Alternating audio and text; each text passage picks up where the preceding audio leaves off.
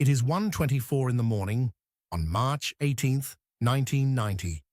Boston is quiet, still nursing the last of its St. Patrick's Day hangover. Inside a quiet museum on the Fenway, a security guard hears a buzzer. Two police officers are standing at the side door, saying they're responding to a disturbance call. He lets them in. It is the last ordinary decision made that night. Within minutes, both guards are handcuffed to pipes in the basement, their eyes duct-taped shut. Over the next 81 minutes, the two men in uniform will move through the galleries of the Isabella Stewart Gardner Museum and walk out with 13 works of art. A Vermeer, 3 Rembrandts, a Manet, Degas sketches, a bronze Chinese beaker 3,000 years old. When the sun comes up, the paintings will be gone, and 36 years later, they still are.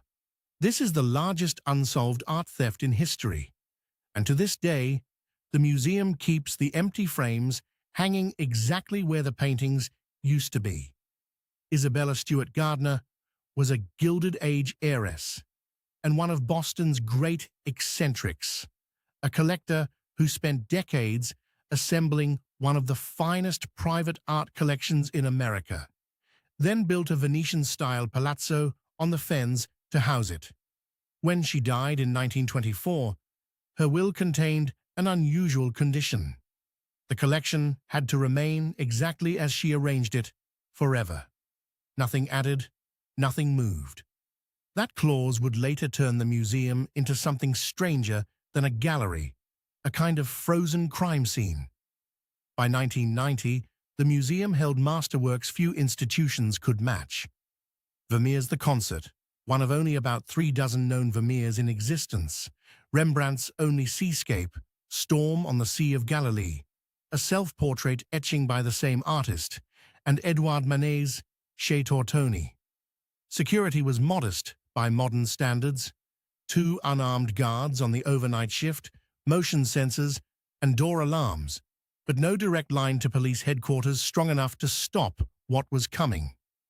At 1:24 a.m., 2 men dressed as Boston police officers buzzed the side entrance on Palace Road. Guard Rick Aberth, breaking museum protocol, let them in without verifying their identity. They told him they were investigating a disturbance and asked him to step away from the desk, the one spot in the museum with a silent alarm button. Once clear of it, they arrested him, in the theatrical sense: real handcuffs, real duct tape, real threats. A second guard, Randy Hestand, making his rounds, walked into the lobby and was cuffed the same way. Both were taken to the basement and bound to pipes, where they would remain for the next 8 hours. The thieves then had the run of the museum. Motion detectors recorded their movements, gallery by gallery, for the next hour and 21 minutes. They pulled the Rembrandts and the Vermeer from their frames, in some cases cutting the canvases out rather than unscrewing them, damaging the paintings in the process. They took a Chinese gu, a bronze ceremonial vessel, and oddly, a bronze eagle finial that had once topped a Napoleonic flag, an item of little market value compared to what surrounded it. They left behind Titian's The Rape of Europa, widely considered the single most valuable painting in the building. At 2:45 a.m., they made a final trip to the security office, removed the videotape from the VCR, and walked out the same door they'd entered. The theft wasn't discovered until the morning shift arrived and found the night guards still bound in the basement. Boston police, and soon after, the FBI, were called in. The scale of the loss was almost immediately apparent to art experts. This wasn't just Boston's biggest art theft. It was the biggest anywhere ever recorded. Early estimates put the value at $200 million. Over the following decades, appraisals climbed past $500 million. The FBI's Boston field office opened what would become one of its longest-running active investigations. Early scrutiny fell on the art underworld connected to Boston organized crime, and separately on guard Rick Abath himself, whose decision to buzz in the fake offices and whose own movements on the museum's motion sensors that night, including an unexplained stop near a gallery that would later be found emptied, have never been fully explained, despite Abath consistently denying involvement and passing multiple polygraph tests over the years. What investigators had was frustratingly indirect. No fingerprints usable enough to identify a suspect, no forensic trace of the stolen art itself, ever, anywhere. What they did have was pattern and testimony.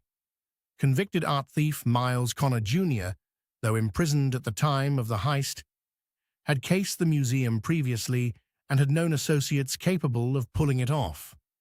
Investigators later connected the case to a Boston-based criminal network, including reputed mobster Robert Guarenti, who associates say once possessed some of the paintings and may have passed them along before his death in 2004. That thread led to Robert Gentile, an elderly Connecticut mob figure who failed a polygraph when asked directly about the stolen art and was recorded on FBI wiretaps discussing selling a Rembrandt.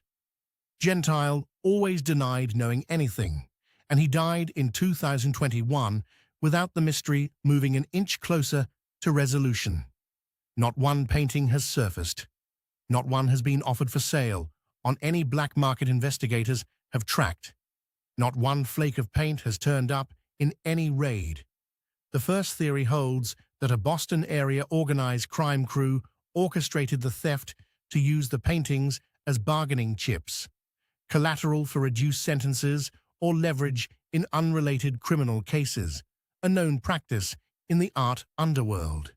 Its weakness, 36 years, is a long time to hold leverage nobody has ever cashed in.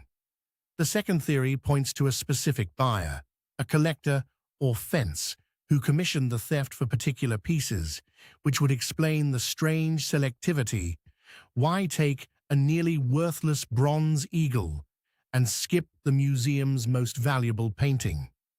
Its weakness is that no such black market collector has ever been identified in any comparable case, anywhere, which makes the theory attractive but unfalsifiable. The third theory implicates guard Rick Abath more directly, suggesting inside knowledge shaped which door was left vulnerable. Its weakness, decades of investigation, polygraphs, and testimony have never produced evidence Abath received money or ever met the thieves. Why take the Napoleonic eagle finial, a piece with no serious resale value, while ignoring the Titian, the single painting in the building experts agree was worth more than everything actually stolen combined? Why has not one of the 13 works ever surfaced, not fenced, not ransomed, not glimpsed in any raid, in an era when nearly every other stolen masterpiece eventually resurfaces somewhere? And why, despite a reward that has grown to $10 million, one of the largest ever offered for stolen property, has nobody in 36 years come forward with a credible, verifiable lead? Robert Gentile took whatever he knew to his grave. The statute of limitations on the original theft has long since expired, meaning even a full confession today would carry no criminal charge for the robbery itself, only for anyone caught holding the stolen goods now. And still, silence. There's something particular about an empty frame. Isabella Stewart Gardner's will forbids the museum from rearranging her collection, so the frames that once held a Vermeer and 3 Rembrandts still hang on those walls today, gilded borders around blank canvas, waiting. It's a strange kind of monument, not to the paintings, but to the not knowing. Every unsolved case eventually asks the same quiet question. Is there a difference between a mystery no one can solve and a mystery no one wants solved? The Gardner heist Maybe both. If you found this case as unresolved and strange as we did, subscribe to the Unsolved Ledger. New episode every week.